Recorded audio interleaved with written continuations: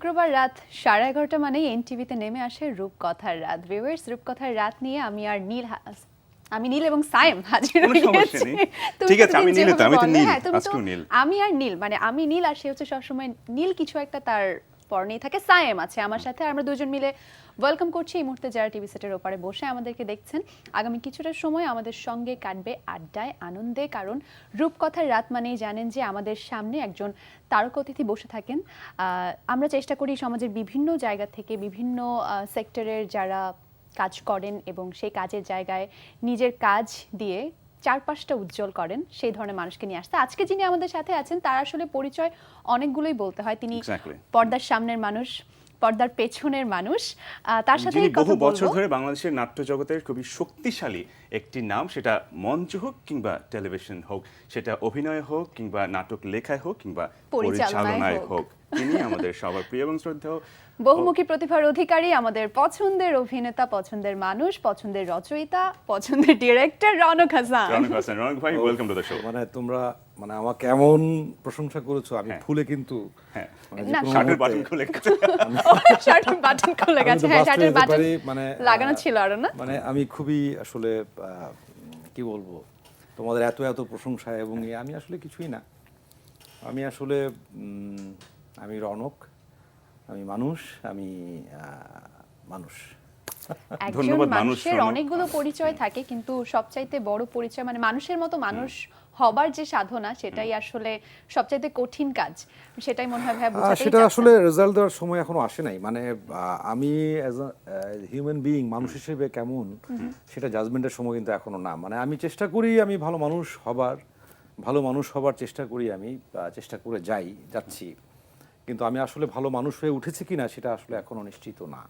সেটা হয়তো আপনার আশেপাশের মানুষই বেটার বলবে। লুক নাকি এটাই এখন বর্তমান আমি আসলে এরকম থাকতেই পছন্দ করি। মানে ক্যাপ, হ্যাট, যেটাই বলো সেটা আমার খুব মানে ভালোবাসার জিনিস, ভালো লাগার জিনিস। মানে আমার চাইল্ডহুড হিরো ছিল হচ্ছে ক্লিন্ট ইস্টউড। আমি যখন কৈশোর বয়স আমার, তখন আমি প্রচুর ওয়েস্টার্ন পড়তাম এবং ওয়েস্টার্ন মুভি দেখতাম। তো সেই হিসেবে ক্লিন্ট ইস্টউড অবধারিতভাবে আমার হিরো ছিল। তো আমি সবসময় সেরকম তার মতো করি, মানে একসময় ভাবতাম তো এরকম করতে করতে, মানে ওই ওয়েস্টার্ন ওই হ্যাট তো আসলে বাংলাদেশে পড়া সম্ভব না, সেই কারণে এই বুলেরো বা ক্যাপ এটা আমি সবসময় পড়ি। And you look good.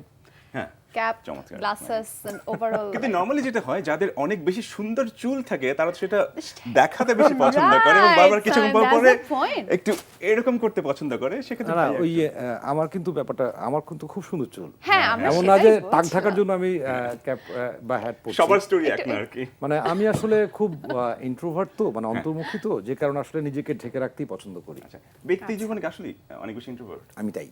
সেটা কোন বেলায়, মানে সুখের বেলায় না দুঃখের বেলায়? মানে সবকিছুতেই আমি আসলে খুব বোরিং। আমার আশেপাশের মানুষরা এটা ফিল করে, বিশেষ করে আমার স্ত্রী। আমি আসলে খুব নিরস এবং রসকসহীন, বেরসিক মানুষ। মানে খুব ইন্টারেস্টিং একটা বিষয়, আমি যখন স্টুডেন্ট তখন আমি কোনো একটা কারণে টিএসসি গিয়েছিলাম। তো সেখানে দেখলাম যে সাইকোলজি ডিপার্টমেন্টের একটা প্রোগ্রাম হচ্ছে। তো সেখানে তারা একটা পরীক্ষার আয়োজন করেছে যে মানুষ হিসেবে আপনি কেমন। তো আমি সেই টেস্টে অংশগ্রহণ করলাম। তো বিভিন্ন প্রশ্নের উত্তর দেওয়ার পর আমার রেজাল্ট আসলো আমি মানুষ হিসেবে অসামাজিক, আমার বিশেষজ্ঞের পরামর্শের প্রয়োজন। তো এখানে একজন বিশেষজ্ঞ ছিল, তো আমি সেই লাইন দাঁড়িয়েছি বিশেষজ্ঞের পরামর্শের জন্য। তো আমার সামনে অসংখ্য মানুষ, প্রায় 1-1.5 ঘন্টা দাঁড়ানোর পরও আমি আমার সিরিয়াল পেলাম না। অসংখ্য মানুষ, যে কারণে পরে আমি হতাশ হয়ে চলে এসেছি। কিন্তু ঘটনা আসলে সত্য, মানুষ হিসেবে আমি আসলে খুব সোশ্যাল না, খুব সামাজিক না। লাইনটা একটু ছোট হলে হয়তো আমি পরামর্শটা পেতাম, আমি সামাজিক হয়ে উঠতে পারতাম। আচ্ছা, কিন্তু আপনার যারা একচুয়ালি ঘরের মানুষ তো অনেক সময় প্রশংসাটা ডিরেক্টলি করে না, হয়তো বা আমাদের কাছে করবে, অন্যদের কাছে করবে, কিন্তু যারা শুটিং পাড়ার মানুষ বা আপনার সাথে যারা শুটিং করে, আপনার পরিচালনায় বা আপনার সময় মানে কো অ্যাক্টর অ্যাক্ট্রেস, তারা কি বলে? প্রথম দিকে 99% মানুষ আমাকে ভুল বোঝে। মানে কথা কম বলার কারণে বা অতটা সোশ্যাল না হওয়ার কারণে বা এক্সট্রোভার্ট না হওয়ার কারণে যেটা হয়, কেউ মনে করে আমি খুব মুডি, কেউ মনে করে আনসোশ্যাল, কেউ মনে করে খ্যাত, কেউ মনে করে অশিক্ষিত, কেউ মনে করে ভাব বেশি, কেউ মনে করে বেয়াদব। হ্যাঁ, তো এরকম অসংখ্য মানুষই মনে করেছে, করে। আচ্ছা, তো কিছুদিন যাওয়ার পর তাদের আসলে সেই ভুলটা আসলে, এটা মনে হয় আমাদের তিনজনেরই প্রবলেম। কিন্তু আমি আমি কথা কম বলা, আমি একটু arrogant। কনফিউজ করি যে আমার ভুলটা একটু ভাঙছে, কারণ তুমি ভাইয়ের কি সাথে আগে ভাইয়াকে প্রথমবার আমি বললাম যে 2008 বা 7 বা 8 এ প্রথম একটা শিল্পকলা একটা নাটক দেখতে গিয়ে প্রথম আমার ভাইয়াকে দেখা। আচ্ছা। এবং আমি তাজরিন আপির সাথে গিয়েছিলাম, তো তাজরিন আপিকে বললাম, তাজরিন আহমেদকে বললাম যে আপু আমি অসাধারণ লেগেছে তার অভিনয়, আমি নাটকের শেষে তার সাথে পরিচিত কথা হতে বলতে, চাই। আচ্ছা। তো শিল্পকলা গেটে দাঁড়িয়েছিলাম, তো ভাইয়া ড্রেস চেঞ্জ করে আসছে এবং চুল সুন্দর তখন করে- তো আমার ঝাঁকড়া চুল। ঝাঁকড়া চুল খুব সুন্দর করে আসছে। তারপর তাদের পরিচয় করে দিল, ভাইয়া ও আচ্ছা দেখেছেন না নাটক, পুরো নাটক দেখেছেন, হ্যাঁ থ্যাংক ইউ, এই শেষ। তো আমার প্রথম মনে হচ্ছে আচ্ছা উনি বেশ মুডি, কিন্তু যে আজকে যখন ভাব আসার বেশি, পরে- ভাব বেশি। না, moody মুড়ি হতে তুমি পারে। এটা বিরোধী থেকে বলছো, কিন্তু তখন মনে হচ্ছে যে এ তো বেশি ভাব দেয়। না, একদম। কিন্তু আবার অ্যাকচুয়ালি ডিফারেন্ট, মানে হ্যাঁ। মুডি ডাজন্ট মিন যে বাংলায় দেমাগি সেটা কিন্তু না। মুডি মিনস যে না, যার moody ওই যখন যে আমার ভালো মতন। লাগবে খেয়ালি। মুডি মিনস অ্যাকচুয়ালি খেয়ালি, আমরা কিন্তু হ্যাঁ এটা দেমাগি আর ভুল মুডির করি। মধ্যে যথেষ্ট পার্থক্য আছে। হোয়াট মানে না না, ও ও যথেষ্ট বিনয়ী। ওর সাথে প্রথম সাক্ষাতে আচ্ছা। আমার যথেষ্টই ওকে বিনয়ী এবং খুবই ঠিকঠাক এবং খুবই না, ওর মতো একটা মানে মুগ্ধ কয়েকটা হওয়ার কত মতো একটা মানুষই মনে ভাগ্যের হয়েছে ব্যাপার। ওকে। ও অত দেমাগি না। না আমি বলবো যে মানে ওর মতো Thank কয়েকটা you. কত ক্ষেত্র সৌভাগ্য। বিশেষে হতেও পারে, মানে আমার এক্সপেরিয়েন্স না না, কিন্তু যে ভুল বোঝে অনেকে, বেশি মুডি। এটা তো বুঝতেই পারে, এটা আসলে নিজের হাতে নেই। এনিওয়ে, হ্যাঁ বলো। না যেহেতু ক্যাজুয়াল আড্ডা আমরা অনেক কিছুই আড্ডা চলে আসবে, কিন্তু যেটা হয় যে আমরা বিভিন্ন সেগমেন্টে আলাপ করি, বিভিন্ন ব্যাপার নিয়ে আলাপ করি, তো আমরা প্রতি সপ্তাহে একটা সাবজেক্ট নিয়ে আমরা কথা বলি। তো আজকে আমরা একটা সাবজেক্ট আপনার জন্য, যেটা আমার কাছে মনে হলো, যেহেতু আপনি লম্বা একটা সময় ধরে অভিনয় করে আসছেন, সম্ভবত শুরুটা হয়েছিল 94 বা 95 এর মঞ্চে, 94 তো সেখান থেকে কাজ করেছে টেলিভিশন পরিচালনা, লেখা, এটা লম্বা সময়। এবং এটা আমার কাছে মনে হয় যারা স্পেশাল যারা মঞ্চ থেকে আসে এবং লম্বা সময় ধরে কাজ করে, তাদের একটা বড় জায়গা থাকে হচ্ছে ডেডিকেশন। সো আমার কাছে মনে হয় যে আজকে আমরা একটু জানতে চাইবো যে আপনার লাইফে অভিনয় নিয়ে আপনার শুরুর দিককার, এখনকার ডেডিকেশন তো একরকম, শুরুর দিককার ডেডিকেশন আরেক রকম ছিল। সো একটু এইটা নিয়ে শুনতে চাই যে 94 যখন কাজ শুরু করলেন, হ্যাঁ, তখন আসলে exactly. আপনার ভাবনা সেই তখন কোন মানে কৈশোর না কৈশোর উত্তীর্ণ, তারুণ্য, কৈশোর হ্যাঁ, উত্তীর্ণ কৈশোর মাত্র। উত্তীর্ণ, ওই সময়টা Just 18, আমি 19 এইচএসসি পরীক্ষা সেই দিয়েছি। ভাবনাটা 18, কেমন 19, ছিল? হ্যাঁ, তো মানে আসলে শুরুটা আসলে যেটা হচ্ছে যে আমি কিছুদিন ছাত্র ইউনিয়নের সঙ্গে যুক্ত ছিলাম। ওকে, হ্যাঁ, সমাজতন্ত্রের সরেয় সরেয়া ক খ খ, তারপর চারু মজুমদার, চে গুয়েভারা, হ্যাঁ, তো এসব নিয়েই একটু নাড়াচড়া পড়াশোনা হতো, পড়াশোনা করতাম, করার চেষ্টা করতাম। তো তখন হঠাৎ করে একদিন আমি বেলি রোডে একটি নাটক দেখতে ঢুকে যাই। সেই নাটকের নাম ছিল court martial, court martial. Theatre আর্টের কোর্ট মার্শাল। তো নাটকটা দেখে আমি কাঁদতে কাঁদতে হল থেকে বের হয়ে আসি। তার আগ পর্যন্ত আমার কাছে মনে হচ্ছে যে ঠিক আছে, আমি মানুষের জন্য কাজ করব, রাজনীতি করব, মানুষের সাম্যের অধিকার প্রতিষ্ঠা করব, মানে সবার সমান অধিকার থাকবে, এই ধরনের ভাবনা থেকে আমি এক ধরনের উত্তেজনার মধ্যে 1-1.5 বছর অতিক্রম করেছি। আমাদের এক সিনিয়র বন্ধু ছিল রিজভির মাধ্যমেই আসলে ওই সময়ে এই সাম্যবাদ, এই সমাজতন্ত্র, এই যে অঞ্জন দা, তখন আমি অঞ্জন দাকে পেয়েছিলাম পল্টনের পার্টি অফিসে। অঞ্জন দা, মিঠু ভাই, রিজভি, ওদের মাধ্যমে আমার এই বাম চিন্তার সূচনা। তো এই নাটক দেখার পর হঠাৎ করে আমার কাছে মনে হলো যে না, আমি সমগ্র জাতির মুক্তি আমার পক্ষে সম্ভব না, আমি একা পারবো না। কিন্তু আমার কাছে মনে হয়েছিল যে আমার জায়গা বোধ হয় থিয়েটার, এখান থেকে আমি আসলে মানুষের কথা বলতে চাই, মানুষের জন্য এই শিল্পিতভাবেই আমি আসলে মানুষের কাজ করতে চাই। শিল্পের তার মধ্য আগে- দিয়ে বলার, মানে শিল্প বলতে এখন তো আমি শিল্প বলছি, তখন তো আর শিল্প বলি নাই। থিয়েটার। তখন ভেবেছি যে না না, এটা আমার জায়গা, এই থিয়েটার হচ্ছে আমার জায়গা, পলিটিক্স না। আমি তখন থিয়েটার করার সিদ্ধান্ত নিই এবং আমি থিয়েটার আর্টে জয়েন করি। আচ্ছা আমাদের আজকে ফার্স্ট কলার একজন শুরু করার ফোনে আছে, গল্পটা হ্যাঁ। কিন্তু খুব সুন্দর। আমরা শুনবো, শুরুর আরো অনেক শুরুর গল্প শুনবো। এক্স্যাক্টলি, হ্যাঁ, তবে একটা ফোন কল নিয়ে আসে, নেই, হ্যাঁ। তাই না? চলো। হ্যালো, আসসালামু আলাইকুম। কে আছেন আমাদের সাথে, কোথা থেকে বলছেন? আসসালামু আলাইকুম। ওয়ালাইকুম আসসালাম। আসসালাম, কে বলছেন? আমি বগুড়া থেকে মুন বলছিলাম। রৌনক হাসান ভাইয়ের সাথে কথা বলবো। অবশ্যই জি। কথা বলুন, ভাই শুনতে পাচ্ছেন। আসসালামু আলাইকুম। ওয়ালাইকুম আসসালাম। ভাইয়া কেমন আছেন? আলহামদুলিল্লাহ, আমি ভালো আছি। আপনি ভালো আছেন? জি আলহামদুলিল্লাহ। আপনার কথা খুব ভালো লাগতেছে। আসলে বাইরে থেকে মানুষকে পরিমাপ করা যায় না, যতক্ষণ না মানুষের কাছাকাছি যাওয়া যায়। Thank you. তো আপনি ভিতরে ভিতরে অনেক ভালো, বাট কি বলবো, যে মানুষ আপনাকে মুডি ভাবে, আপনি একটু চুপচাপ। আপনার নাটক দেখি আমি, আপনার একজন ভক্ত, আপনি নাটক লেখেন, আপনার গ্রামের অভিনয়গুলো খুব ভালো লাগে, নোয়াখালীর ভাষাগুলো খুব ভালো লাগে। Thank you thank you so much আপনাকে thank you so much phone করার জন্য। একটু মনে হচ্ছিল নার্ভাস হয়ে গেছেন। একটু পরে থেকে তো যে হয়। মনের কথা বলতে সে হ্যাঁ। আসলে পেয়েছে। কিন্তু ভাই থ্যাংক ইউ সাথে থাকার জন্য। তাহলে হ্যাঁ। আমার খুব জানতে ইচ্ছে করছে, তাহলে কি এরা ওই নাটকটা দেখার, কোর্ট মার্শাল দেখার আগ পর্যন্ত কি আপনি কখনো ভাববেনই যে আপনি নাটক করবেন? Never ever. মঞ্চ সেই করবেন? ভাবনাটা হলো, তারপর জয়েন আমি থিয়েটারে জয়েন করলাম, তারপর থিয়েটার করতে থাকলাম। সেটা থিয়েটার কি খুব কঠিন ছিল নাকি মানে এন্ট্রিটা কেমন ছিল? এন্ট্রিটা খুব মানে কঠিন, মানে কি আমার এক বন্ধুর পরিচিত বড় ভাই ছিল, তার কাছে গেলাম, সে থিয়েটার আর্ট করতো, তার সঙ্গে যোগাযোগ করলাম, সে একদিন দলে নিয়ে গেল, কাজ শুরু করলাম।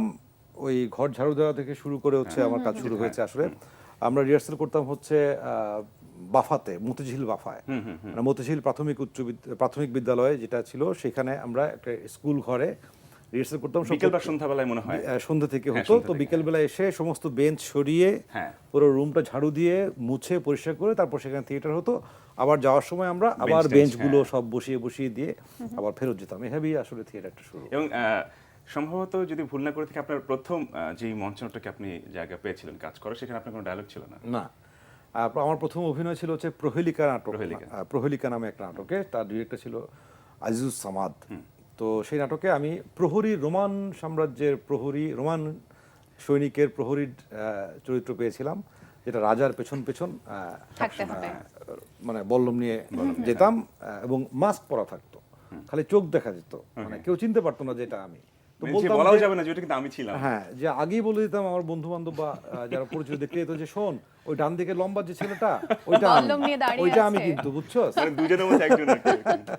4 জন 5 জন থাকতো, তার পিছনে একজন আমি। কারণ দেখেও চেনার উপায় নেই, উপায় কণ্ঠ নেই, কারণ মুখ শুনেও ঢাকা তো, চেনার উপায় মাস্ক নেই। পরা, মাস্ক হ্যাঁ। পরা। কিন্তু সেটা কি মুখ মন ঢাকা। খারাপ হয়েছিল তখন?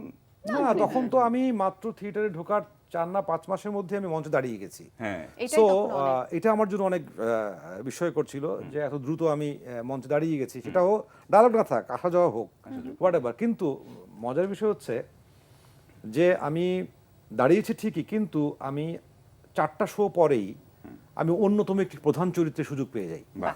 মানে ডিসিপ্লিন ব্রেক করার কারণে আমাদের অন্যতম একজন প্রধান অভিনেতা ছিলেন যিনি, তাকে দল থেকে বহিষ্কার করে দেওয়া হয়। আচ্ছা, রিপ্লেসমেন্ট। দল থেকে বের করে দেওয়া হয়। বের করে দেওয়ার পর যেটা হয় যে তার 4 না 5 দিন পরেই হচ্ছে আমাদের একটা শো। তখন ওই রিহার্সালের সময় আমি ভয়েস চেঞ্জ করতে পারতাম। আচ্ছা, মডুলেশন। তো এই কোয়ালিটি দেখে ডিরেক্টর আজিজুস সামাদ উনি করলেন কি, ওই চরিত্রের অবলিকে মানে সাবস্টিটিউট হিসেবে আমার নামটা এমনি দিয়ে দিয়েছিলেন। যেমন না যে আমি করবোই এটা পরবর্তীতে, তা না। একটা অপশন। তো যখন ক্যারেক্টারটা খালি হয়ে গেল, তখন উনি বললেন যে যেহেতু ওর নামটা সাবস্টিটিউটে ছিল, সেহেতু ওকে দিয়ে একটু ট্রাই করি। এই ট্রাইতেই আমি আসলে মঞ্চে অন্যতম প্রধান চরিত্রে অভিনয় করে ফেললাম। কিন্তু মাত্র 4 দিন আগে। Within 6 অন্যতম- month। আচ্ছা, হ্যাঁ। 6 মান্থ আমি অন্যতম একটি প্রধান চরিত্রে অভিনয় করে ফেললাম। কিন্তু 4 দিন আগে কি করে পরে ডায়লগ কি ওই মঞ্চে থাকতে 4 দিন, যেটা আমাকে উনি বলেছিলেন যে রনক আপনার হেল্প হবে যে হাঞ্চব্যাক অফ নটরডেম ওই মুভিটা দেখতে, এবং বললেন যে নাসিরুদ্দিন শাহর মান্ডি, ওকে। শ্যাম বেনেগালের ফিল্ম দেখতে। তো আমি সেটা দেখলাম। মানে নাসিরুদ্দিন শাহ যে রোলটা ছিল, উনি কুজো হয়ে হাঁটতেন, আচ্ছা, ওকে। মানে কুজো হয়ে হাঁটতেন। তো এই কুজো হওয়াটা আমার ক্যারেক্টারের জন্য দরকার ছিল। আচ্ছা। তো আমি তখন আমাদের বাসার, তখন আমাদের বাড়িতে রিপেয়ারিং এর কাজ চলছিল আমাদের বাড়ির। পুরনো বাড়ি হয়ে গেছে, প্লাস্টার খসে পড়ছে, এই যে হচ্ছে। তো বাবা ওই কিছু বালু এবং সিমেন্ট টিমেন্ট নিয়ে এনে ওই মিস্ত্রি দিয়ে প্লাস্টারের কাজ করছিল আমাদের বাসায়। তো আমি ওই কুচটা ফিল করার জন্য আমি ওই বালির বস্তা কাঁধে নিয়ে আচ্ছা। প্রত্যেকদিন 2-3 ঘন্টা আমি হাঁটতাম বাসায়। তো আমার মা বলতো যে ছেলে পাগল হয়ে গেছে, কি করতেছে না করতেছে, মানে এইরকম একটা সিচুয়েশন আর কি। তো ফাইনালি করলাম, করার পরে মানে পাস মার্ক পেলাম আর কি। অসাধারণ করিনি, প্রশ্নই ওঠে না, কিন্তু আমি নাটকটা পার করে দিয়েছি এবং নাটকটা সাকসেসফুলি করতে পেরেছি সেই জায়গাটা। মানে তারপর থেকে সুযোগটা তো- আসলে কখন কিভাবে কোন দিক থেকে আসবে এটা কেউই মানে এটা জানে কেউ না। কোনোদিন বলতে পারে না। আমি প্রস্তুত ছিলাম, এবং তারপর যখন আমি নাগরিকে আসলাম, নাগরিকে তো আরো অনেক কম্পিটিশন। অনেক, বড় বড় অনেক, সব অনেক। বাংলাদেশের সমস্ত artist। বিখ্যাত অ্যাক্টরদের একটা এবং সবার অংশ স্বপ্ন থাকে এখানে কাজ করার। নাগরিকে, মানে 5-10 বছরের মধ্যে একটি চরিত্রে অভিনয় করার হ্যাঁ। সুযোগ পাওয়া খুব ডিফিকাল্ট নাগরিকে। তো সেখানে আমি জানতাম যে আমাকে আসলে আগে থেকেই প্রস্তুত হতে হবে। তো ফাইনালি আমি মানে আমার প্রস্তুতি নিয়েছিলাম, যে কারণে আসলে আমি খুব দ্রুত, আমার ওই 5-10 বছর লাগেনি, আমি নাগরিকে এক বছরের মাথায় বা 2 বছরের মাথায় আমি অভিনয়ের সুযোগ পাই এবং ঠিকঠাক এবং সেটা রেগুলার ছিলেন। এবং আমি রেগুলার ছিলাম।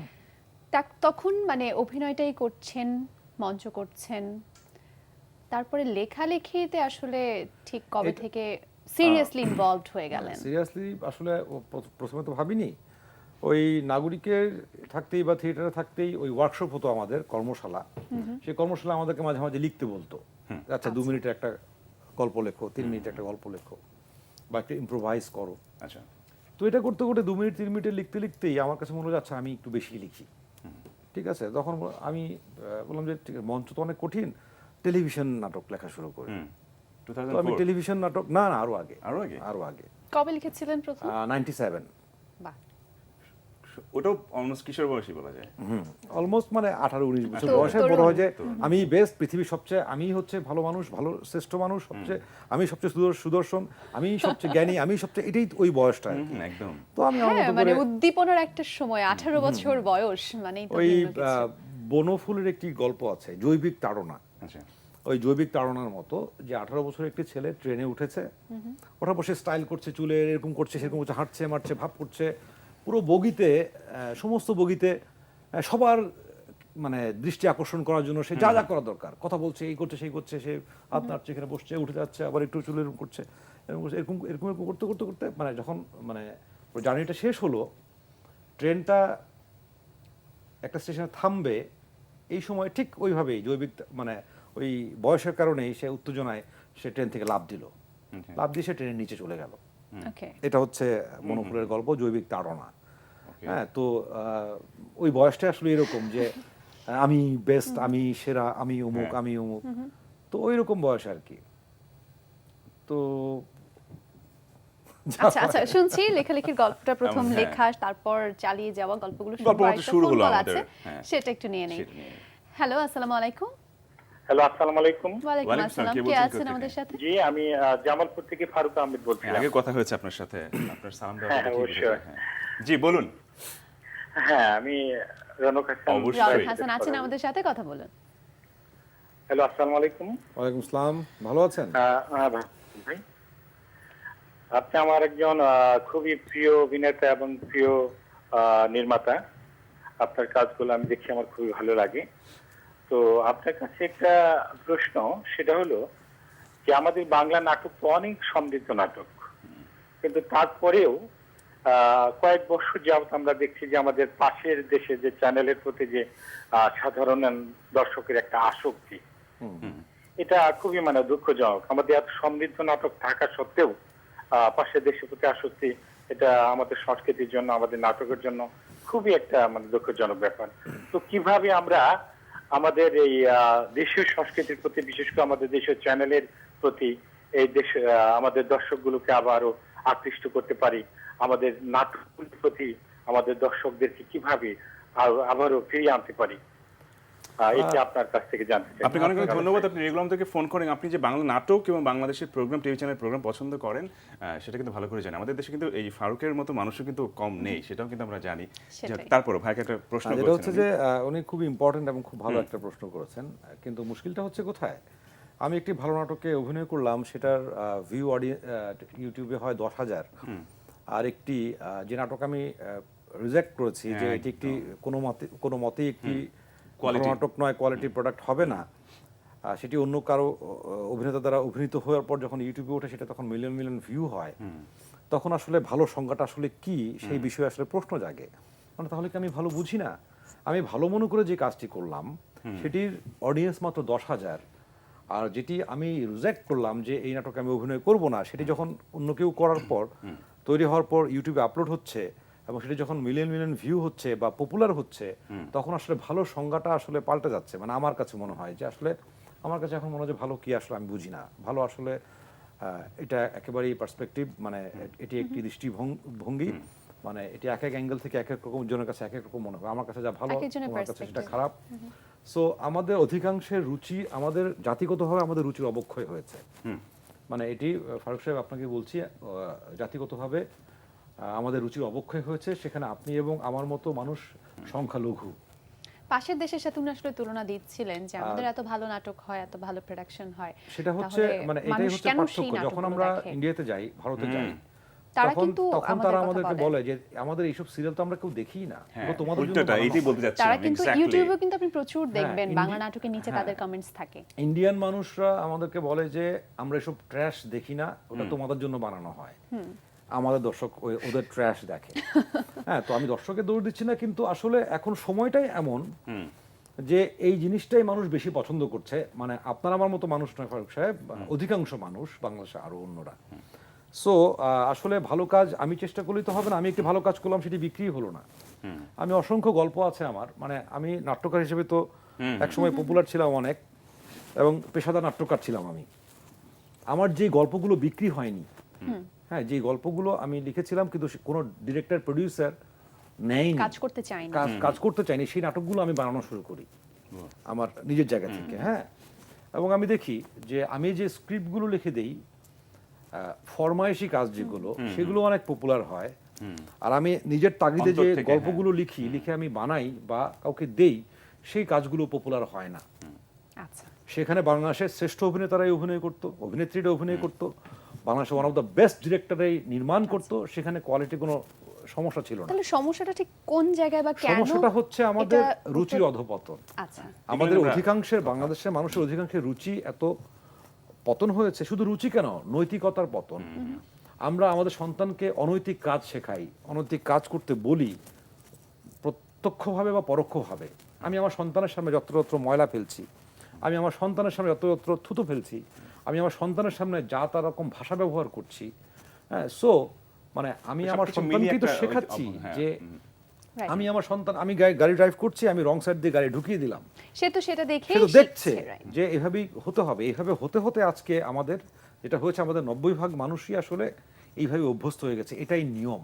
রনক ভাই, জানতে চাচ্ছিলাম যে সবারই একটা টার্গেট থাকে না যে মঞ্চে কাজ করবে, এবং আমরা সবাই জানি যে মঞ্চ থেকে তার আলটিমেটলি কেউ সংসার চালাতে পারে না।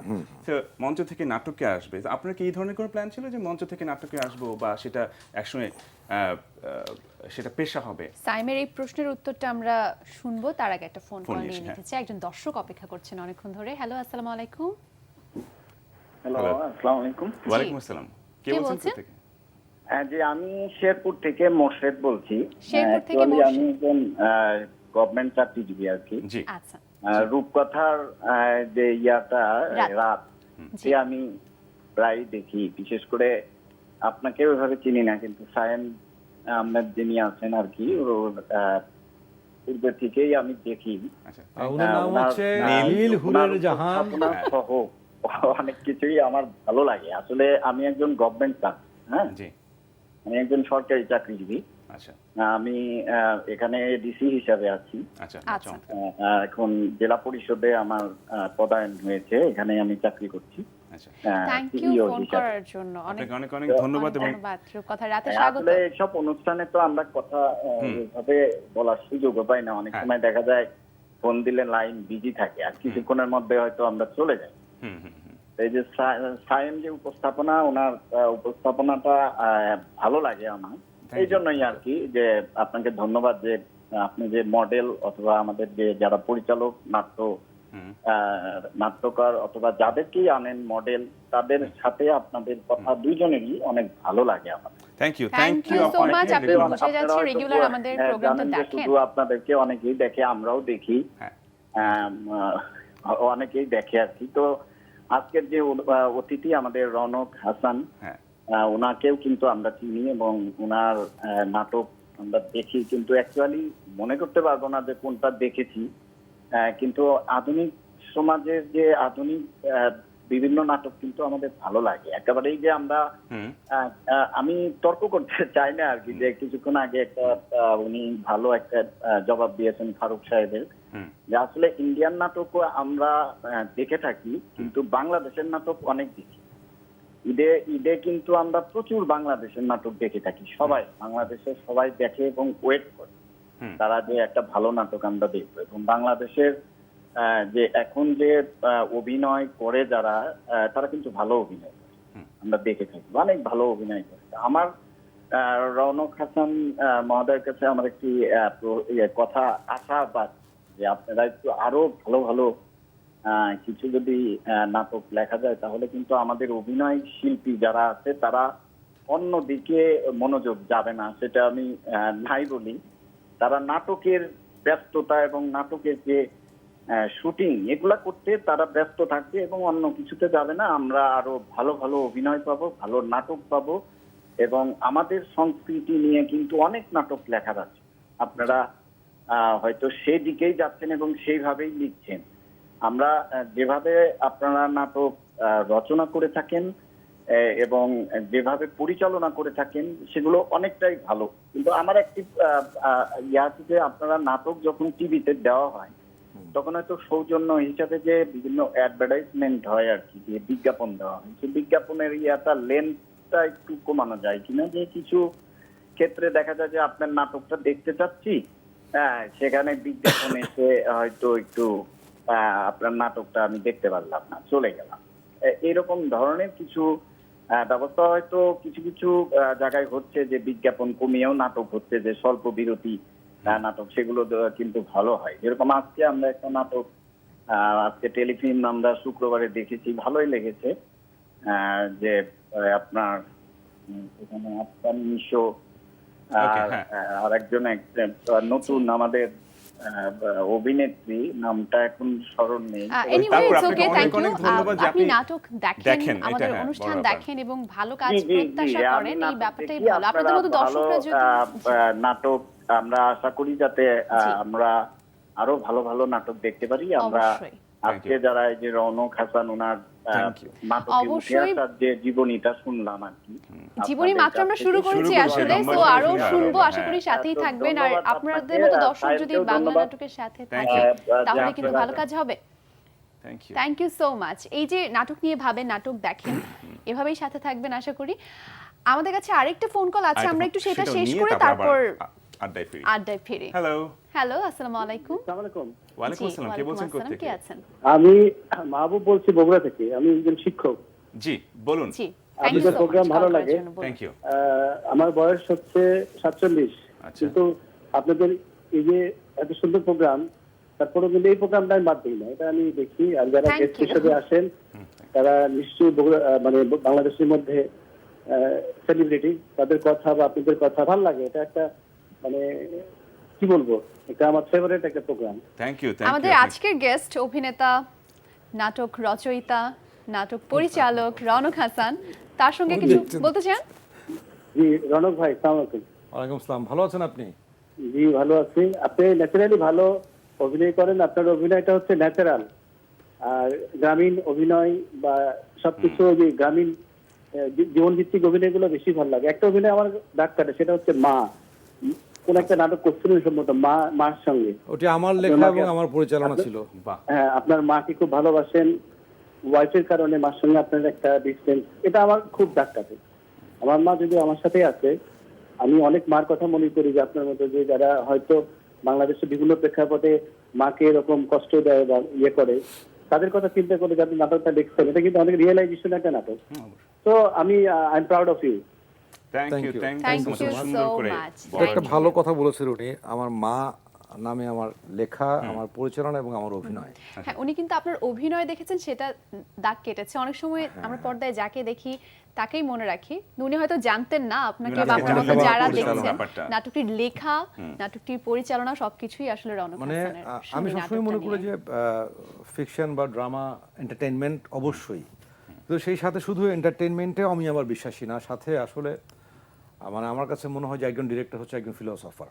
একদম। সো একটা মানুষের সেই ডিরেক্টরের ফিলোসফি যদি তার প্রেজেন্টেশনে বা প্রোডাকশনে বা গল্পে না থাকে, তাহলে আসলে এটা কিছুই দাঁড়ায় না। তো সেই জায়গা থেকে আমার প্রত্যেকটা গল্পেই মানে আমার ভাবনার থেকে একটা গভীর আমার জীবনবোধ। নিজের কিছু গভীর জীবনবোধ বা হালকা জীবনবোধ এসব নিয়ে আমি ভাবি না। বাট আমার কাছে মনে হয় যে আমি কিছু একটা বলতে চাই, যেটি আসলে আমার নিজেরও কাজে লাগবে, বা হয়তো এখান থেকে যারা দেখবে আরো অনেকেরই হয়তো তার লাইফের সাথে মিলে যাবে বা কিছু একটা। মানে তো সেই জায়গা থেকে যেমন মা নাটক প্রচার হওয়ার পর আমি অসংখ্য মানুষের ফোন পেয়েছি যারা দীর্ঘদিন পর তার মার কাছে ছুটে যাচ্ছে। বাহ। করোনার মানে সময় নাড়িয়ে দিয়েছেন একদম। আমারই এক বড় ভাই আমাকে টেক্সট করেছে যে রনক, করোনার কারণে আমি 3 মাস ধরে মার কাছে যাই না, যে আমি গেলে যদি আমার কারণে মা এফেক্টেড হয়, তো তোমার নাটক দেখার পর আমি চোখের পানি ধরে রাখতে পারিনি, আমি আগামীকাল আমার মায়ের কাছে যাচ্ছি। তো মানে এবং আমার আরেকটি নাটক ছিল সাদা কারণ, আমি একটা নাটক বানিয়েছিলাম, আমি ঈদের নাটক। তো সেই নাটক দেখে 4টা ব্রোকেন ফ্যামিলি আবার একত্রিত হয়ে গেছে।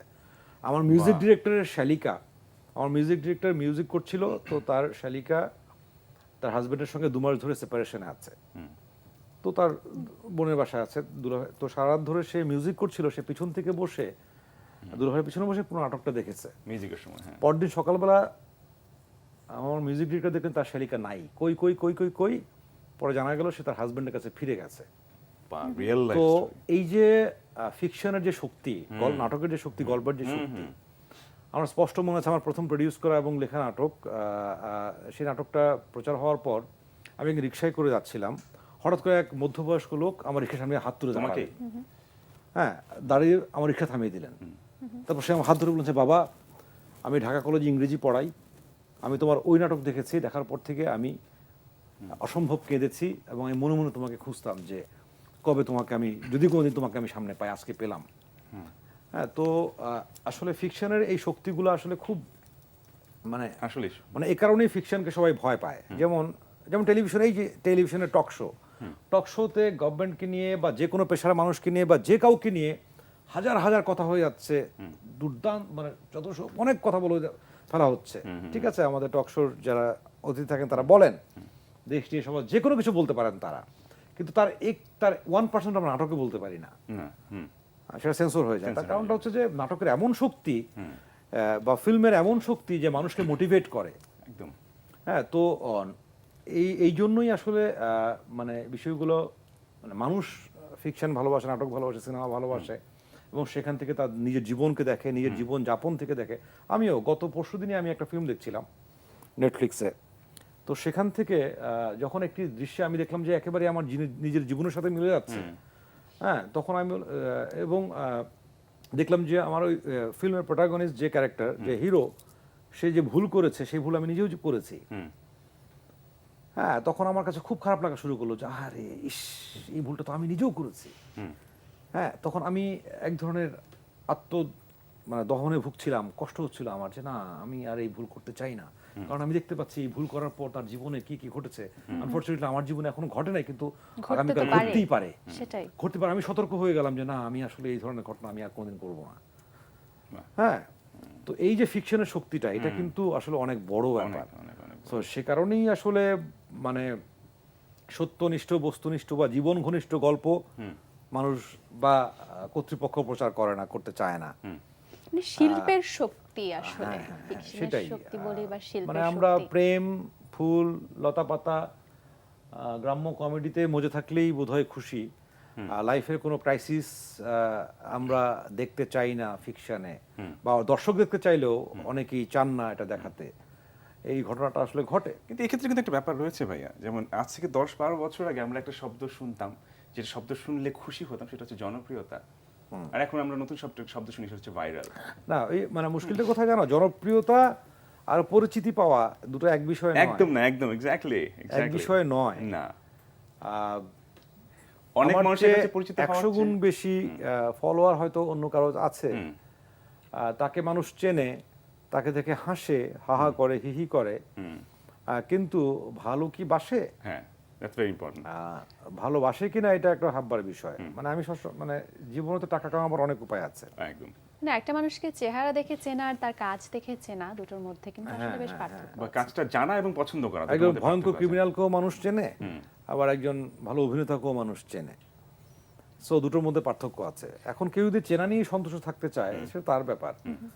আর হচ্ছে যে দর্শকের ক্ষেত্রে যেটা হচ্ছে যে আপনি আসলে কাকে প্রাধান্য দিবেন, বা আমি ABCD কারণ নাম বলছি না, যে আসলে আমি যেটা বলছি সেটা সত্য, কিন্তু মানে অবশ্যই, হ্যাঁ। দর্শকের খারাপ লাগতে পারে, তোমাদের খারাপ লাগতে পারে, আমার নিজেরও খারাপ লাগে এই বিষয়টি ভেবে। আমাদের রুচির না, অবনতি হয়েছে, আমাদের রুচির অবনতি হয়েছে, আমাদের নৈতিক অবক্ষয় হয়েছে। আচ্ছা, এটি এই অস্বীকার কথাটা করার কিছু যদি নেই। রুচির কথাটা বলি যে ভালো কাজ হচ্ছে না, কথাটা কিন্তু আসলে দ্বিপাক্ষিক। মানে যারা ভালো কাজ বানাচ্ছেন হচ্ছে, সে প্রচার পাচ্ছে না, মানুষ দেখছে না। আচ্ছা, কিন্তু আবার সাধারণ মানুষের যারা দর্শক তাদেরও কিন্তু আবার এই অভিযোগটা আছে, ভালো কাজ পাচ্ছি না, আমি মানহীন কাজ দেখতে চাই না, এখন আমি ভালো কাজ কাকে বলে? মানসম্পন্ন কাজ দেখতে চাই। এখন ভালো কাজ কাকে বলে এটাই তো আমি বললাম না প্রথমেই যে একদম তাই। আমি আসলে খুবই এখন কনফিউজ যে আসলে ভালো কাজ কাকে বলে। আমার চোখে যেটি ভালো কাজ মনে হয় সেটি 10,000 মানুষ দেখে এটা না। ভাই আমার কাছে মনে হয় যে আসলে সময়েরও একটা ব্যাপার থাকে, হয়তো এই সময়ের সাথে সেটা আপনি কানেক্ট করতে পারছেন না, হয় না যে আপনি হয়তো এখন নৈতিকতার কোনো সময় নেই, সেটি 100 বছর আগেও নৈতিক বিষয় যা ছিল এখনো তাই।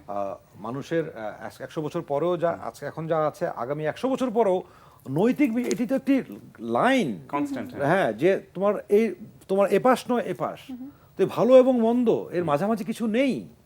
তাহলে হয়তো মানে এই হয় ব্যাপারটাই ভালো, হবে সেটা যে নয় মানুষ মন্দ। এখন এত অস্থির সময় পার করছে, সে আসলে যখন অবসরে কিছু দেখবে সে ওটার মধ্যে পিওর এন্টারটেইনমেন্ট, Just সেটাকে আমি entertainment। তাতেও আমি কোনো আপত্তি দেখছি না, কিন্তু সেটি যদি তোমার নৈতিক জীবন অবক্ষয় ঘটায়, সেটি যদি তোমাকে অনৈতিক কাজ করতে উৎসাহ দেয়, সেটি যদি তোমাকে তোমার সন্তানকে বিপথে যাওয়ার জন্য উৎসাহ দেয়, সেটি যদি তোমাকে কোনো খারাপ কাজ করতে উৎসাহ দেয়, সেটি তো তাহলে এন্টারটেইনমেন্ট হলো না, সেটা অবশ্যই ওইটা এক ধরনের মোটিভেশন হলো, কিন্তু নেগেটিভ নেগেটিভ ওয়ে। নেগেটিভ ওয়েতে। এই জায়গাটা কি মনে হয় যে আসলে আমরা যেটা ভালো কাজ, যে তারা অবসরে যখন দেখবে সেই এন্টারটেইনমেন্টটাও হ্যাঁ। পাবে এবং একই সাথে আমি তাদের মধ্যে কিছু ভাবনার উদ্রেক করতে পারবো, একটু ভেতরে কিছু একটা মানে mix কিছু একটা করে আর বীজ কি। বপন করতে পারবো, একটা নৈতিকতার ব্যাপার। এই কাজটা আসলে কিভাবে করা যায়, মানে একজন যেটা হচ্ছে মেকার, যে নির্মাতার জায়গা সারা থেকে আপনার কি পৃথিবীতে মনে হয়? অ্যাক্টিং এর গুরু বলা হয় কনস্টান্তিন স্তানিস্লাভস্কিকে। মস্কো আর্ট থিয়েটারের স্তানিস্লাভস্কি হচ্ছে সারা পৃথিবীর অ্যাক্টরদের অ্যাক্টিং এর গুরু। আবার তোমার ব্রেখট হচ্ছে তার আরেকটা ফর্ম নিয়ে উনি এই থিয়েটারে, ফিকশনে এবং সারা পৃথিবীতে আবির্ভূত হয়েছেন, যে এলিয়েনেশন। এলিয়েনেশনটা কি? মানে স্তানিস্লাভস্কি বলেছেন যে একটা গল্প বলতে বলতে বলতে মানুষকে তিনি বুথ করে ফেলবেন, মানুষ তার রিয়েলিটি থেকে হারিয়ে যাবে, সে ওই গল্পের মধ্যে ডুবে যাবে, ঢুকে যাবে সে। এটা হচ্ছে স্তানিস্লাভস্কির ফর্ম। আর ব্রেখট বলেছেন যে না, আমি মানুষকে গল্পের ভেতরে বুথ করব, কিন্তু হঠাৎ করে আবার তাকে টোকা দিয়ে মনে করে দিব তুমি একটা নাটক দেখছো, নাটক তুমি নাটক দেখছো, দেখছো, হ্যাঁ, দিস ইজ নট রিয়েলিটি। হ্যাঁ, ফিরিয়ে নিয়ে আসবে। সো মানে যেটা হয়, স্তানিস্লাভস্কি সারা পৃথিবীর অ্যাক্টিং এর গুরু, আমারও অ্যাক্টিং এর গুরু স্তানিস্লাভস্কি।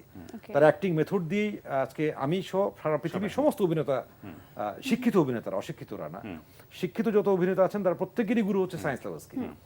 সো স্তানিস্লাভস্কি যখন অ্যাক্টিং এ বুথ করে ফেলতেন অডিয়েন্সকে, ব্রেখট বলল যে না, যখন মানুষ 100% ডুবে যায় তখন তার চিন্তা শক্তি লোপ পায়, সে আসলে চিন্তা খেই শক্তি হারিয়ে হারিয়ে যায়, সে ভাবতে পারে না, আপনার জগৎ সে ছোট ভুলে হয়ে যখন যায় সে যে ইমোশনে আসলে ডুবে যায় reality টা সে কি। তখন আর ভাবতে পারে না।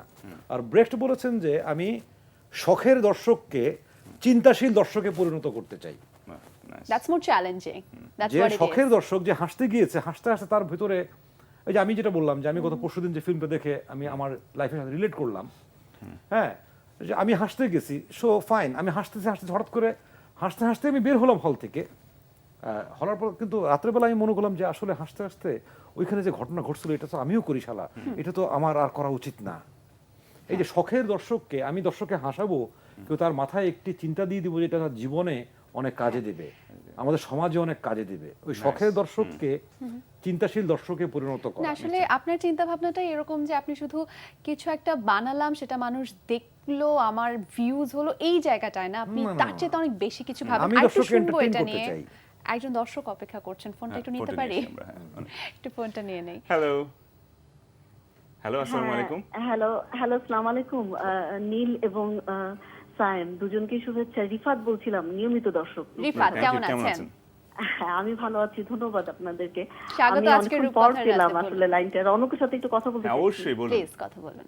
হ্যাঁ, রনক, যে কথাটা আপনি বলছিলেন, আপনার কথা সূত্র ধরেই বলি যে আসলে আপনি আমরা ইন্ডিয়ান ট্র্যাশ গুলো দেখছি, এই নাটকের যে পরিবর্তনের কথাটা বলা হচ্ছিল একটু আগে, যে আপনি বললেন যে আমরা আসলে রুচির পরিবর্তনটা ঘটেছে, এটাকে আমি অস্বীকার করছি না, এটা আমরা কিছুটা দায়ী আমাদের সাধারণ দর্শকরা।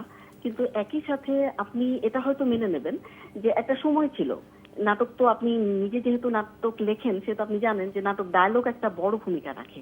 তো একটা সময় ছিল কিছু কিছু অভিনেতা বা অভিনেত্রীদের ডায়লগ গুলো কিন্তু আমরা দিনের পর দিন মনে করেছি।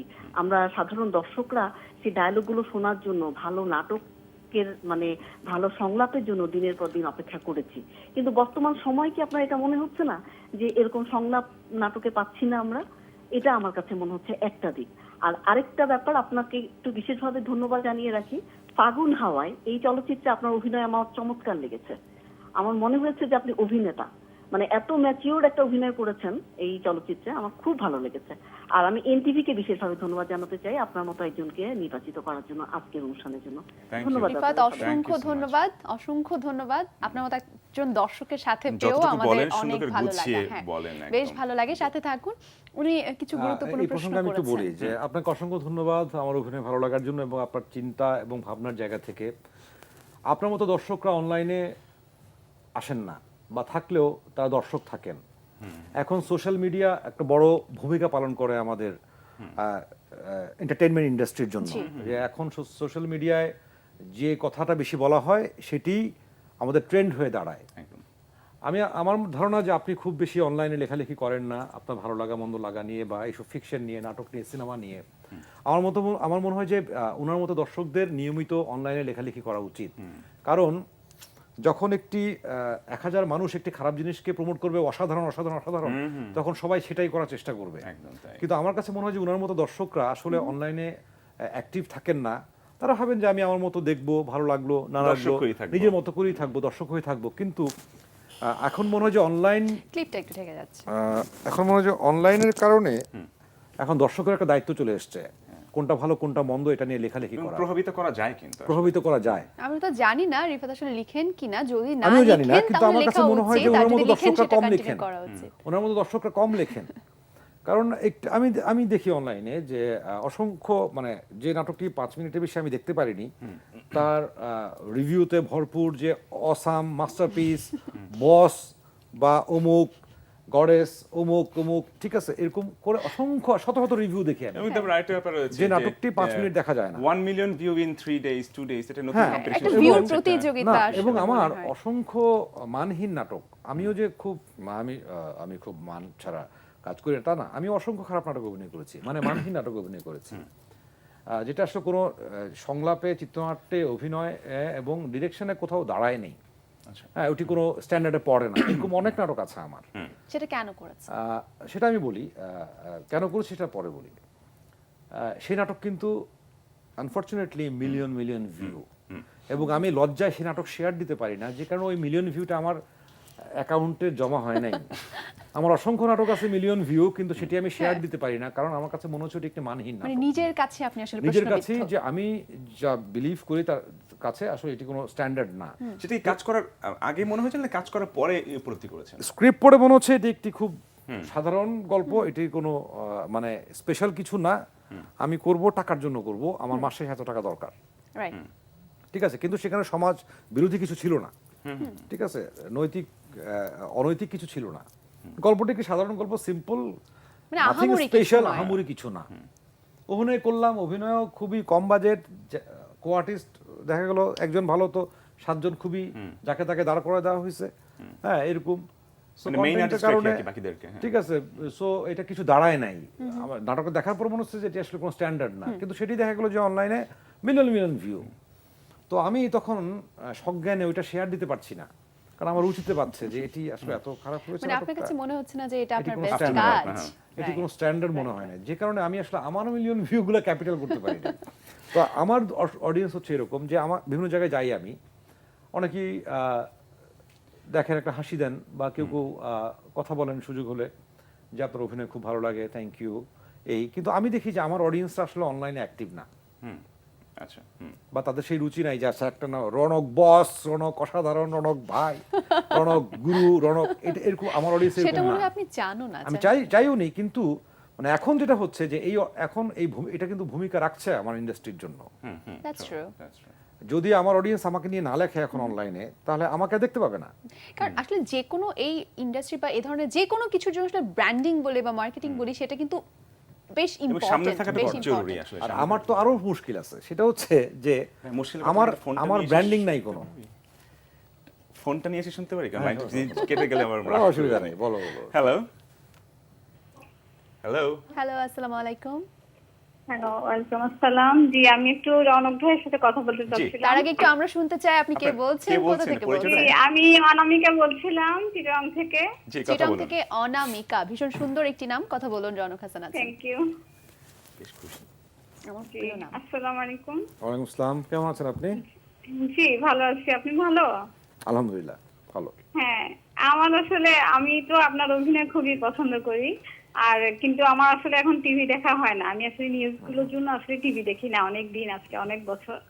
তো আপনাদের অভিনয় মিস করি। আর নাটকগুলো না এখন ভালো হচ্ছে না।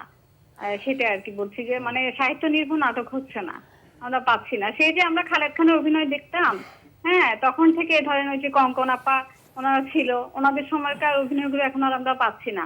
তো সেটাও মিস করি। সেটা বলছিলাম আমাকে যে মানে সবকিছুর মধ্যে দেখি কি ব্যবসায়িক একটা মনোভাব চলে এসছে। হ্যাঁ, সেটা বলতে চাচ্ছি আর কি। তো ব্যবসা তো মানে শিল্পগুণটা নষ্ট করে দেয়।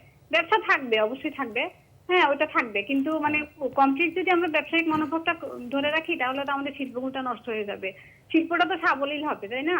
তো আপনি কি মনে করেন? আমার মতামতটা সেটাই। এটা আসলেই ধন্যবাদ, সত্য। অনামিকা। আসলে অনামিকা। আপনাকে অসংখ্য ধন্যবাদ, কিন্তু মুশকিলটা হচ্ছে কোথায় সাহিত্য নির্ভর নাটক কেন হয় না। যেমন আমি 2 বছর আগে রবীন্দ্রনাথের একটি গল্প বানিয়েছিলাম নিশীথে নামে, যেটাতে অভিনয় করেছিল অপি করিম এবং আমি। আচ্ছা, সেটি 2 বছরে 20,000 দর্শকও হয়নি ইউটিউবে, 20,000 ভিউ হয় নাই, 20,000 মানুষ দেখে নাই ইউটিউবে। কিন্তু চিকনারির চিকনামি এই নাটকটা 1 কোটি মানুষ দেখেছে। হ্যাঁ, যা মানে এই ধরনের নাটকগুলো মানুষ 1 কোটি মানুষ দেখে। তো সেই কারণে যেহেতু যে জিনিসটা মানুষ বেশি দেখে সেই জিনিসটাই বেশি হবে। আমি আমার নিজের কাজ দিয়েই বলি, 2 বছর আগে আমি বানিয়েছি নিশীথে নামে একটা নাটক।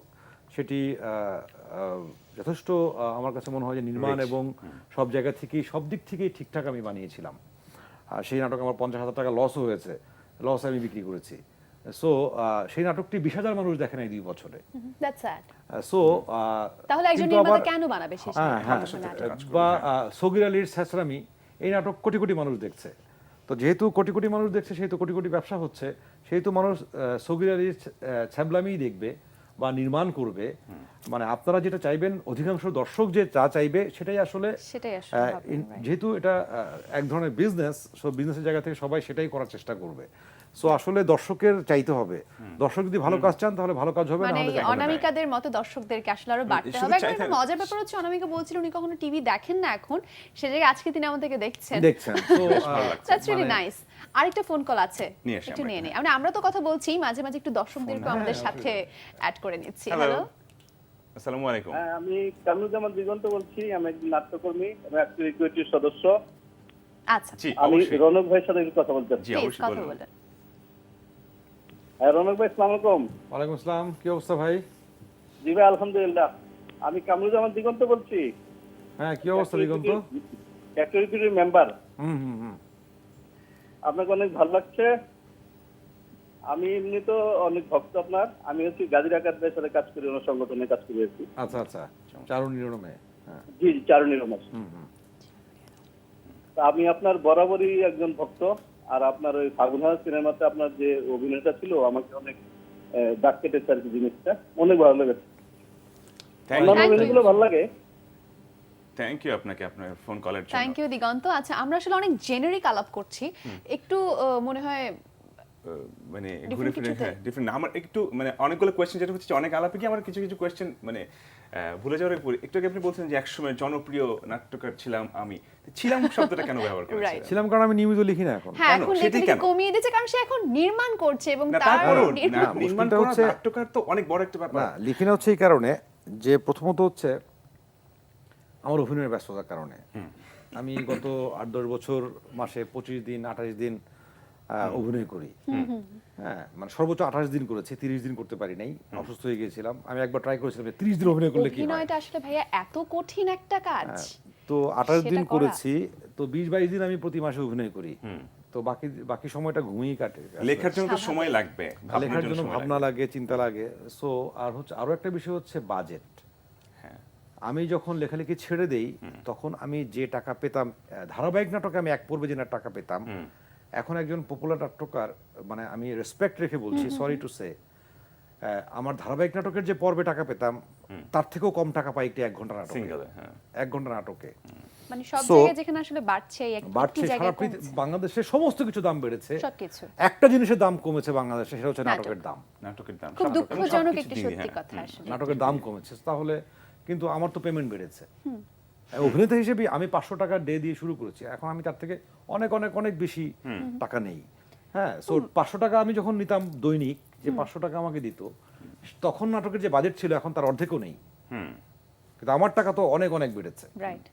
এটা একটা বড় কারণ কি ভাইয়া, যে আগে এক সময় নাট্যকার, নাট্য পরিচালক, নাট্য অভিনেতা আলাদা আলাদা ছিল। এখন অনেকে নাট্য পরিচালক, আমি রেসপেক্ট রেখে বলছি, যে অনেকে সেই স্টোরি করে ইম্প্রোভাইজ করে ওখানে গিয়ে ধরেন শুটিংয়ে গিয়ে বলছে যে আজকে পরিচালক এই দৃশ্য- পরিচালকই আসলে, সে হ্যাঁ। ভালো পরিচালক না খারাপ পরিচালক সেটা তার কাজ দিয়ে প্রমাণ হয়। হ্যাঁ। হ্যাঁ, সেটা কোনো বিষয় না আসলে। যখন একটা জায়গা আর কিন্তু নাট্যকারের জন্য বাজেট রাখা হয় না, এমন কি কোনো ব্যাপার রয়েছে যে আগের মতন?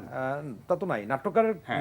সবসময় বঞ্চিত ছিল। হ্যাঁ। কারণ আমি যখন নাটক লিখতাম, যখন ছিলাম আমি পেশাদার নাট্যকার, দেখা গেলো যে আমি 5 পর্বের প্রতি পর্বে 5,000 টাকা ধরে কথা আমি নিলাম, যে আমার রেমুনারেশন প্রতি পর্বে 5,000 টাকা। তো আমি 13 পর্ব লিখে দিলাম, 5-13 65,000 টাকা। হ্যাঁ। তো প্রডিউসাররা মনে করেন যে রৌনক 65,000 টাকা নিয়েছে বোকা, আচ্ছা ওরা 20,000 টাকা দাও, বাকিটা পরে দেখতেছি। হয়েছে কি, নাটকের নাট্যকারের পরিশ্রমটা চোখে দেখা যায় না। চোখে দেখা যায় না, হ্যাঁ। কারণ এটা কারোর সামনে তাকে হয় তো না, দেখতে পাচ্ছে না। কারোর সামনে হয় না। সে একটা নিজের ঘরে চুপচাপ বসে বসে লেখে, রৌনক একটা ছেলে, ও এত টাকা নিয়ে যাবে, আচ্ছা 20,000 টাকা দাও, বাকি টাকা দেখতেছি, দেয় তারা। কিন্তু ওই যে এমন ভাবে বঞ্চিত দেয় করার যেটা আসলে কোনো মনোভাব। কাজে আসে না। একবার 20,000, 5,000, 10,000। তো নাট্যকাররা সবসময় এই দেশে অবহেলিত ছিল। এখন তো নাট্যকারদের অবস্থা খুবই খারাপ, আমি বলি, 2-1 ছাড়া, 2-1 অনেক হয়তো ভালো সম্মানই পান। কিন্তু আমি দেখেছি যে আমি এমন নাটক অভিনয় করেছি প্রতি এপিসোড নাট্যকারকে 2,000 টাকা দেওয়া হয়। ওকে। হ্যাঁ, তো মানে সেখান থেকে আমরা আসলে হচ্ছে ভালো কি আশা করব। মানে আমি বলছিলাম যে আমাকে যদি আজকে সারা মাস চলার জন্য একটা অ্যামাউন্ট দেওয়া হয় একটা কাজের জন্য, তাহলে আমি সারা মাস আমি ওই কাজটির পিছনে ভেবে লিখতে পারবো। একদম। কিন্তু আমাকে যদি বলা হয় যে না, তোমাকে এই টাকা দেবো যেটাতে তুমি 2 দিন চলবা, আমি তো 3 দিনের পিছনে ব্যয় করব না, চাইবো না। অবশ্যই। 1-2 বার চাইবো, তারপর দেখি যে না, আমার চলছে না সংসার, না। আমার দোকানে বাকি খেতে হচ্ছে, আমার টাকা কেউ দিচ্ছে না, ঘর ভাড়াটা কেউ দিচ্ছে জীবিকাটা না। তো থাকবেই, জীবন জীবিকা তো। সো তখন আমি 2 দিনের বেশি সময়টা ব্যয় করব, 2 দিনের মাথায় যা আসে তাই লিখে দিব। তো এখন সময়টা তাই আসলে, যে এখন নাট্যকার সার্ভাইভ করছে কিভাবে, 2,000 টাকা দেয়, তাহলে আজকে 2 ঘন্টা দিব, তো একদিনে 5টা নাটক লিখতে হবে বা 5 পর্ব লিখতে হবে। হ্যাঁ, এভাবেই। সুতরাং চিন্তা যেহেতু কমে যাচ্ছে, গবেষণা পড়াশোনা কমে যাচ্ছে, অবজারভেশন কমে যাচ্ছে, সেহেতু কোয়ালিটিও কমছে, ভাবনাও কমছে। তো এইভাবেই আসলে বিষয়টা হয়। এই মুহূর্তে যিনি ফোনে আছেন, একটু তার সাথে কথা বলতে চাই। হ্যালো। হ্যালো, সালাম আলাইকুম। ওয়ালাইকুম আসসালাম। কে বলছেন, কে কোথা বলছেন? থেকে? যে আমি গোরসাম থেকে বলছি, বদরউদ্দিন বিদ্যুৎ বলছি। Thank you so much call করার জন্য। রূপকথা রাতে স্বাগত। রনক হাসান আছেন, কথা বলুন। যে আমি রনক ভাইয়ের সাথে কথা বলতে চাই। জি বলুন। যে আসসালামু আলাইকুম, রনক ভাই ভালো আছেন? ওয়ালাইকুম আসসালাম, ভালো আছে, আপনি ভালো আছেন? জি ভালো আছি। আমি খুবই আপনার একজন ভক্ত। আমার বাড়ি হচ্ছে ফেনী দাগনভূঞা থানা। আচ্ছা। তা আমি মানে বাইরে জানলাম যে আপনার বাড়ি নোয়াখালীতে। নোয়াখালী কোন জায়গায়, কাইন্ডলি একটু না, বলবেন? আমার বাড়ি নোয়াখালী না, আমার বাড়ি হচ্ছে কুমিল্লা 14 গ্রাম। কাছাকাছি। কুমিল্লা 14 গ্রাম। আচ্ছা, থ্যাংক ইউ। আর আমার একটা কোশ্চেন হচ্ছে, আপনি তো নাটক লিখেন এবং নাটক বানান, অভিনয় করেন, সবকিছু আপনি করেন, আপনার অভিনয় অনেক ভালো লাগে আমার। তো আমি আপনার সাথে অভিনয় করতে চাই, সেটার জন্য কি করতে হবে? বাহ, সাহস। সেটার জন্য হচ্ছে আমি যে ডিরেক্টরদের সাথে কাজ করি তাদের নাটকে আপনার অভিনয় করতে হবে। সো আপনি যদি সেই নাটক, আমি যে নাটকে অভিনয় করবো সেই নাটকে যদি আপনিও অভিনেতা হন, তাহলে একসঙ্গে আপনার সাথে আমার অভিনয়টা হয়ে যাবে। না, আমি আপনি যেভাবে আমাকে অভিনয় করাবেন আমি সেভাবে করব। আর সেক্ষেত্রে আসলে ঢাকায় এসে আপনার ডিরেক্টরদের সাথে যোগাযোগ করতে হবে, আপনি কাজ করতে চান, তাদেরকে প্রমাণ করতে হবে যে আপনি অভিনয়টা পারেন। সো আসলে সবকিছু মিলেই অথবা কোনো ডিরেক্টর যদি আপনার পরিচিত থাকে thank you. তার সঙ্গে যোগাযোগ করতে পারেন, নিজের প্রতিভা তাকে দেখাতে পারেন, সে যদি সন্তুষ্ট হয় তাহলে আপনাকে নিয়ে কাজ করতে পারে এবং সেক্ষেত্রে আমার সাথে হয়ে যেতে পারে। এবং হ্যাঁ, সেক্ষেত্রে বলেছে ইচ্ছে যে তার থাক- সাথে অভিনয় করতে চায়, হ্যাঁ। তার পরিচালনা অভিনয় করতে চাইলে কিন্তু মানে পরীক্ষাটা এখানে দিতে হতো আর কি। মানে কো-অ্যাক্টর হিসেবে উনি আমার সাথে Co-actor অভিনয় হিসেবে করতে চেয়েছে চান, যেহেতু, সেক্ষেত্রে হ্যাঁ, আসলে সেটাই। কো-অ্যাক্টর হতে হলে তো ডিরেক্টরের উপর ডিপেন্ড করতে হবে। আমি বললেই তো আর সবাই সবাইকে নিয়ে না যায়। আমি তো সায়েমের সাথে অভিনয় করতে চাই, নীলের সাথে করতে চাই না, তো ডিরেক্টর সেটা শুনবেন না। হ্যাঁ। থ্যাংক ইউ সো ডিরেক্টর তো মাচ। বলবে যে নীলের সাথে হ্যাঁ, অভিনয় করতে হবে ইচ্ছেটা আপনাকে। আসলে আমাদের সবারই থাকে, তবে সেটা ইচ্ছেটাকে সফল করার জন্য অনেক অনেক ডেডিকেশন তবে দরকার হয়, যেটা আমাদের স্বপ্ন যদি আজকের থাকে এপিসোডের এবং সাবজেক্ট। লক্ষ্যে যদি অবিচল থাকেন তাহলে আপনি হ্যাঁ। আপনার মানে কাঙ্ক্ষিত লক্ষ্যে পৌঁছাবেনই। when there is a will there is a way, ইচ্ছে থাকলে একটা উপায় অবশ্যই হবে। আচ্ছা, আমরা গল্পে যাব সাইম, আমাদের কিন্তু একটা জিনিস বাকি একটু আগে রয়ে হ্যাঁ, যাচ্ছে। একটু আগে তাই না? উনি বলছিলেন যেটা ফেসবুকে আমরা অনেক বেশি হ্যাঁ। এক্সপ্রেস করতে পারি এবং এক্সপ্রেস করলে সেটা মানুষকে প্রভাবিত করা যায়। হ্যাঁ। এবার আমরা একটু আপনার ফেসবুক থেকে একটু দেখে আসবো যে আপনি মানে কি টাইপের ছবি শেয়ার করেন বা আপনার ভক্তদের সাথে, বন্ধুদের সাথে কি কি শেয়ার করেন, সেগুলো থেকে আমরা একটু দেখে আসবো এবং সেখান থেকে আপনার কাছে স্টোরি, ইনার স্টোরিও একটু জানতে চাইবো হয়তো বা। আমরা একটু টেলিভিশনে তাকাই।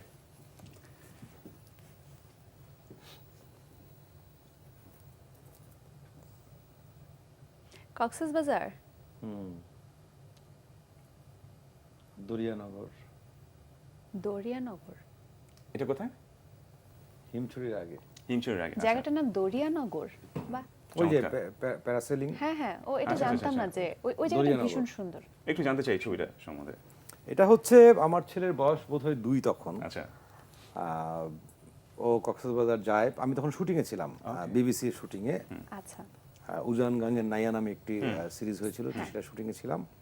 তো আমার মাস 3 আমার সেখানে থাকতে হয়। ওকে। তো 31st নাইটটাও সেখানেই পড়ে। তো আমার স্ত্রী আমার বাচ্চাকে নিয়ে গিয়েছিল। তো 31st নাইটের পরে 1 তারিখ, বছরের প্রথম দিন আমি আমার বাচ্চাকে নিয়ে ওই দরিয়ানগর গিয়েছিলাম। আচ্ছা। সব তো খেলা আছে। এখন কত বয়স?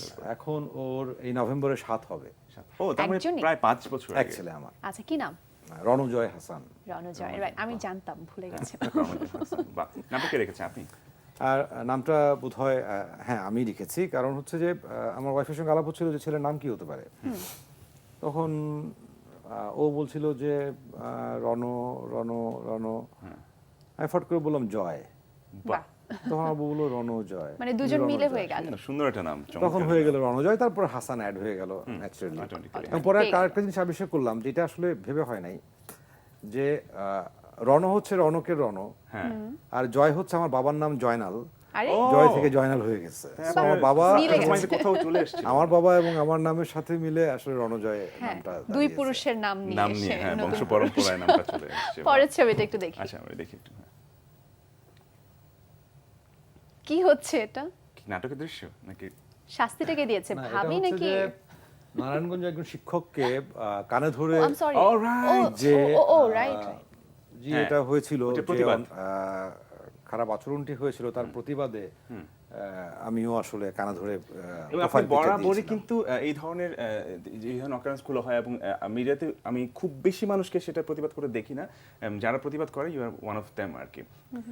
আসলে মানে আমি জানি না, আমার কাছে যেটা সত্য মনে হয়, আমার কাছে যেটা ঠিক মনে হয়, আমি সেটা করি।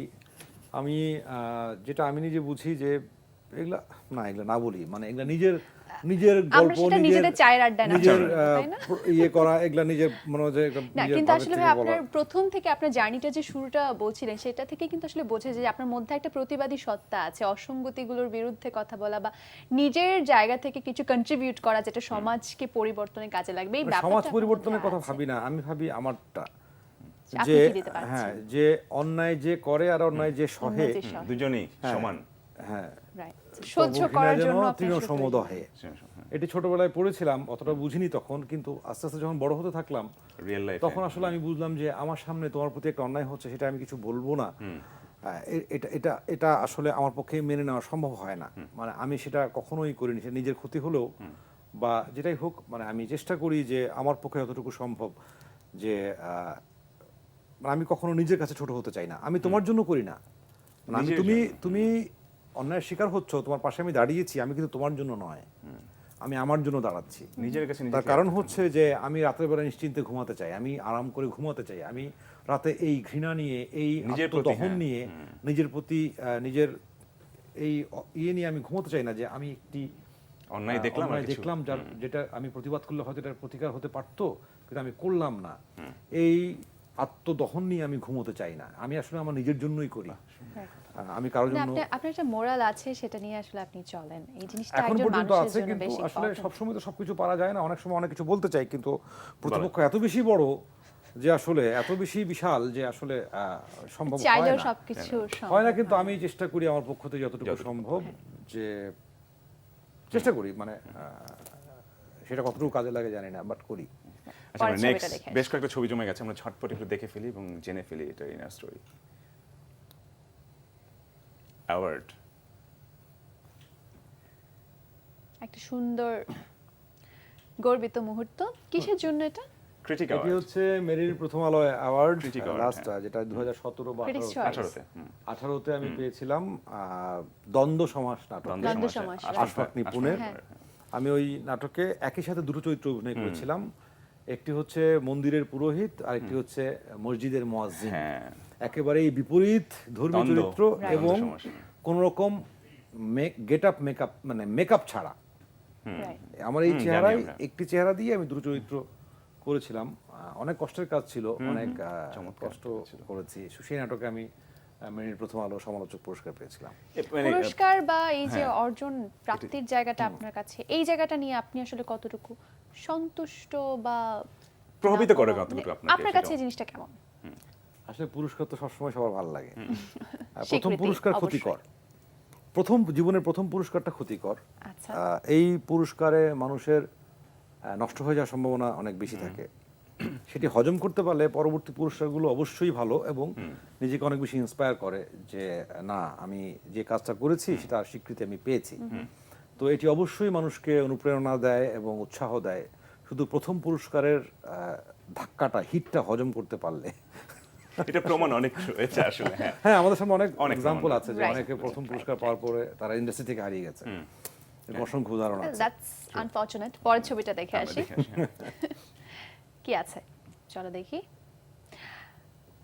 ওয়াও, এটা কি বেশ আপনার আগের বাবা? ছবি। আমার বাবা, আমার মানে যে আমার দুই তিন বাবা। পুরুষের কথা মানে আমার আমরা তিন পুরুষ, করছিলাম। তিন পুরুষ, আমার বাবা, আমার ছেলে, আমি। ভীষণ ভীষণ চমৎকার এটি একটা বাবার ছবি। বাসায় গিয়েছিলাম, তখন বাবার রুমে বাবার বিছানায় বসে এই ছবিটা তোলা। Precious। আচ্ছা, মানে এমনি কতটুকু পরিবারকে কতটুকু টাইম দেওয়া হয়, যেহেতু আপনি বলেন যে ব্যস্ততা এবং সেটা জীবিকার তাগিদেই ব্যস্ত থাকতে আসলে হয়। জীবিকার তাগিদেই আমি আমার পরিবারকে সবচেয়ে কম সময় দিতে পারি। মানে আমার স্ত্রী, আমার সন্তান, আমি তাদেরকে বঞ্চিত করি, খুব সত্য। কারণ 8-10টা মানুষের মতো 9টা-5টা জীবন বা ওই জীবনটা আমাদের না। আমাদের মানে একটা প্রোগ্রামে আমার স্ত্রীকে এই তোমাদের মতো, তখন অ্যাঙ্কার ছিল দেবাশিস, আচ্ছা। সে জিজ্ঞেস করছিল যে আমার স্ত্রীকে যে আপনার কাছে আপনার হাজবেন্ড কি? তো আমার স্ত্রী বলল যে ভূত। তখন দেবাশিস বলছে যে মানে বলছে ও যখন শুটিং এ যায় তখন খুব ভোরে, আমি তখন ঘুমের ঘোরে থাকি, আবার ও যখন বাসায় ফিরে আসে তখন আমি ঘুমের ঘোরে। তো সে আমার কাছে ভূত ছাড়া আসলে কিছু না। মানে আমাদের মতো মানুষের জীবনে মহিষী নারী ছাড়া সংসার করা সম্ভব না। That's true. এবং আমি আসলে যে তখন বলছিলাম না, অভিনয় এত কঠিন, আপনি যখন বলছিলেন যে মাসে 20-22 দিন ব্যস্ত থাকতে হয়, মানে 20-22 দিন মানে কিন্তু এরকম না যে দিনে 5 ঘন্টা 6 ঘন্টা 8 ঘন্টা, সেটা কিন্তু আসলে এর মধ্যে 10 দিন ঢাকার বাইরে, হয়তো ঢাকার বাইরে ঢাকার এবং বাইরে। টানা শুট করতে হয়, সেই ভোর থেকে শুরু করে রাত অবধি 12-13 ঘন্টা 14 ঘন্টা, মানে কোনো লিমিট নেই। একজন অভিনেতার জীবন আসলে ভীষণ কঠিন। এটা কোনো ভদ্রলোকের পেশা না। না, ভদ্রলোক তো 9টার সময় অফিসে যাবে, 5টার সময় মানে যেটা টাইটা বলে, ঠিক হ্যাঁ। করে হ্যাঁ, এরকম বলাই করে যায়। গাড়িতে করে ফিরে আসবে, তারপর সন্ধ্যার পর বাচ্চাকে নিয়ে, স্ত্রীকে নিয়ে ঘুরতে যাবে, একটা ভালো রেস্টুরেন্টে খেতে যাবে। হ্যাঁ, শুক্রবার বা বৃহস্পতিবার রাতে তারা ঢাকার বাইরে চলে যাবে ঘুরতে, বউ বাচ্চা নিয়ে, বা বিদেশে চলে যাবে। ভদ্রলোকের জীবন তো এটাই। ওই যে অনেকে বলে হ্যাঁ যে ভদ্রলোকের মতো একটা জব হ্যাঁ, তো আমাদের ভদ্রলোকের জীবন ভদ্রলোকের পেশা না। মানে এটা হচ্ছে যে শিল্প সাহিত্যের সাথে জড়িত হয় তারা। আমার কাছে কোনো যে পাগলামি না থাকলে এটা হয় না। হয় পাগল নয় শয়তান। That's true. আমাদের আর একটা ছবি আছে, হ্যাঁ, শেষ last একটা একটা ছবি, ছবি দেখবো। সেটাকে দেখে নিই। দেখি কি আছে, চলো দেখি।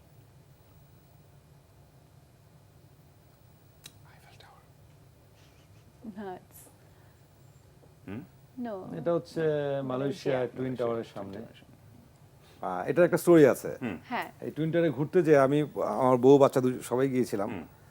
তো আমার বউ বাচ্চা হারিয়ে এখন গিয়েছিল। দর্শক বলে Okay. মাত্র না বললো যে ঘোড়ার টাইম না, এখন তো ঠিকই বলছে।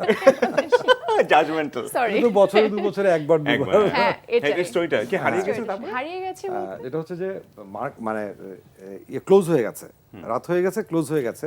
ওকে তো আমি বেরোয় আসছি, কিন্তু ওরা বের হতে পারে নাই, বাচ্চাকে নিয়ে গিয়েছিল টয়লেটে, সেখান থেকে বেরোয় দেখা যায় সমস্ত দরজা ক্লোজ।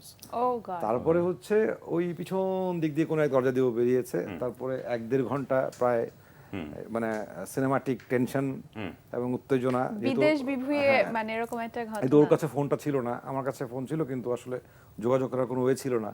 পর 2 ঘন্টা পর আমাদের আবার মিলন হয়েছে, এটা খুঁজে নিয়ে কিন্তু পেয়েছিলাম। ছোটখাটো স্ক্রিপ্ট হয়ে যায় নাকি বলে অলরেডি যেতে করে পারে। ফেলেছেন? না, আমি একসময় এরকম একটা গল্প করেছিলাম, যেটা হয়েছে যে বার্লিন ফিল্ম ফেস্টিভ্যালে, হ্যাঁ, ট্যালেন্ট ক্যাম্পাস নামে একটা ওদের ইয়ে হয়। তো সেখানে আমি এই স্টোরিটা পাঠিয়েছি, একটা স্টোরি পাঠিয়েছিলাম 5 মিনিটের, স্ক্রিনিং ইমোশন। তো ওই বছরের বিষয় ছিল স্ক্রিনিং ইমোশন। তো পাঠানোর পর ওরা আমাকে ইনভাইট করেছিল যে তুমি এটা বানায় পাঠাও, তারপর আমাদের এখানে আসবা তুমি। আচ্ছা কিন্তু পরে যখন আমি সব প্রসেস করতে গেলাম, পরে দেখি যে মানে ওই কম্পিটিশনটা ছিল আসলে আন্ডার 30, ওকে কিন্তু ওই বছরই আমার 30 পার হয়ে গেছে, ও যে কারণে আমি আর পরে যেতে আরে। অ্যাটেন্ড করতে পারি নাই। আচ্ছা কাজ নিয়ে যে বলছি, আমরা আজকে মনে হয় আমাদের গল্পে এত মুশগুল হয়ে গেছিলাম।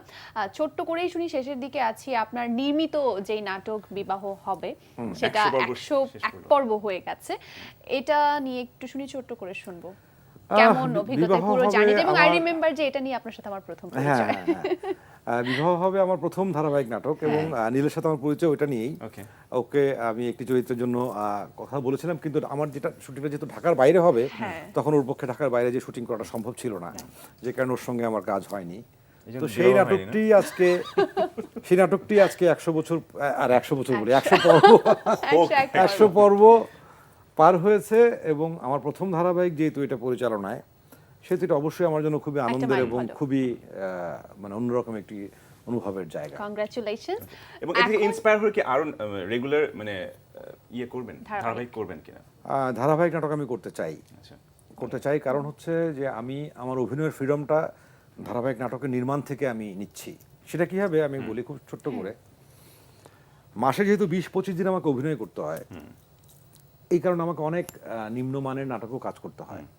আমি চাইলেই বেছে মানে আমি ওই নাটকটি বাদ দিতে পারছি না, কারণ আমি জানি যে আমার মাস শেষে এই অ্যামাউন্টের একটা টাকা লাগবে। আমার লাগবে সেটা, হ্যাঁ।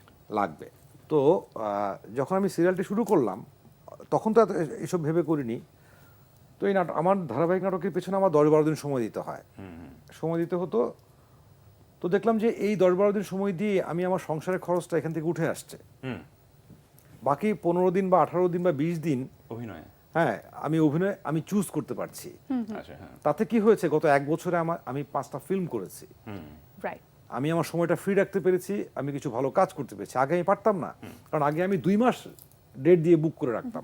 এটা কিন্তু আসলে আমরা আপনার তো হ্যাঁ রাইটিং এবং ডিরেকশন যে ব্যাপারটা, সেই জায়গাটা তো আপনি বেশ মেধাবী, কিন্তু অভিনেতা হিসেবে যে আপনাকে আসলে পর্দায় আমাদের চেনা বা সেই জায়গায় যে ভালো লাগা, সেটা কিন্তু অন্যরকম। মানে পর্দায় আপনার প্রচুর ভক্ত আছে, অনেকে কিন্তু এই যে আপনার অভিনয়গুলো দেখে মনে পড়ছিল, এবং ন্যাচারাল একটা যে আপনার ব্যাপার আছে অভিনেতা হিসেবে শক্তি আছে, সেটা কিন্তু আমরা পর্দায় দেখতে পাই। তো আপনাকে বিভিন্ন সিনেমায় না, দেখা। এটা আমি কমপ্লিমেন্ট হিসেবে আমি ভাবি না, কারণ কি অভিনয় যদি ন্যাচারালি না হয়, তাহলে সেটা অভিনয় হলো কি করে? অভিনয় তো হলো না। অভিনয় যদি বোঝা যায় যে ও অভিনয় করছে, তাহলে তো গুড কিন্তু অ্যাক্টিং না। আপনি সেই স্বভাবজাত অভিনেতার একটা ব্যাপার আছে, এবং ওয়েব সিরিজে কাজ করছেন এখন, কয়েকটা ফিল্মে কাজ করছেন, সব মিলিয়ে এখনকার কাজ নিয়ে একটু ছোট্ট করে বলুন। আসলে ওই যে আমি বললাম যে আমি ধারাবাহিক নাটক বানাতে চাই, এই কারণে যে আমি অ্যাক্টিং এর ফ্রিডমটা রাখতে চাই, যেন আমি ভালো কাজ করতে পারি। আমরাও আমি সেটা চাই।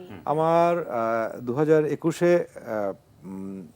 স্ফুলিঙ্গ রিলিজ হয়েছে, একটা ফিল্ম। তারপর আরো আছে যে অপারেশন সুন্দরবন, দীপনের, আকরাম খানের অনুদানের ছবি নকশিকাঁথার জমিন, তারপরে হচ্ছে নূর ইমরান মিঠুর পাতাল ঘর।